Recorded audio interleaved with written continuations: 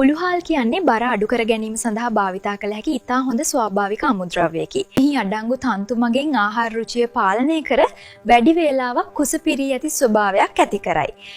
මේ රුධිරයේ සීනි මට්ටම පාලනය කිරීමටත් ශරීරයේ පරිවෘත්තීය ක්‍රියාවලිය වඩාත් වේගවත් කිරීමටත් විශාල වශයෙන් උපකාරී වේ.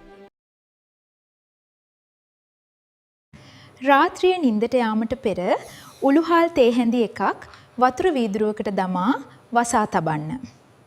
පසුදා උදෑසන අවදි වූ විගස හිස් බඩ මෙම වතුර පානය කරන්න.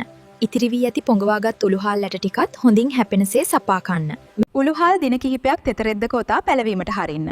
පැල වූ උළුහාල් වල පෝෂණ ගුණය සහ khනිජ ලවණ බෙහෙවින් වැඩි අතර තිත්ත රසයද අඩුව. පැල කළ උළුහාල් සලාදවලට එක්කර ආහාරයට ගැනීමෙන් බර අඩු කර ගැනීමට විශාල සහයක් ලැබේ.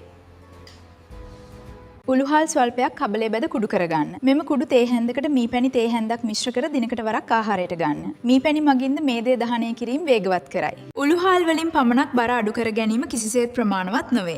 එයින් ප්‍රතිඵල ලබා ගැනීමට නම් මේ සමග නිවැරදි ආහාර රටාවක් සහ දිනපතා ව්‍යායාම කිරීම අනිවාර්ය වේ. මේ වීඩියෝ එකෙන් ඔයාලා අලුත් දෙයක් ඉගෙන ගත්තා නම් අනිවාර්යයෙන්ම වීඩියෝ එකට ලයික් එකක් දාන්න. ඒ වගේම ඔයාලගේ අදහස් පහලින් තියෙන කමෙන්ට් බොක්ස් එකේ කමෙන්ට් කරන්නත් අමතක කරන්න එපා. මේ වගේ තවත් සෞඛ්‍ය සම්පන්න තොරතුරු වගේම රසවත් දේවල් අරගෙන මම ආයෙමත් එනවා. ඒ නිසා දිගටම මාත් එක්ක රැඳී ඉන්න channel එක subscribe කරන්නත් අමතක කරන්න එපා.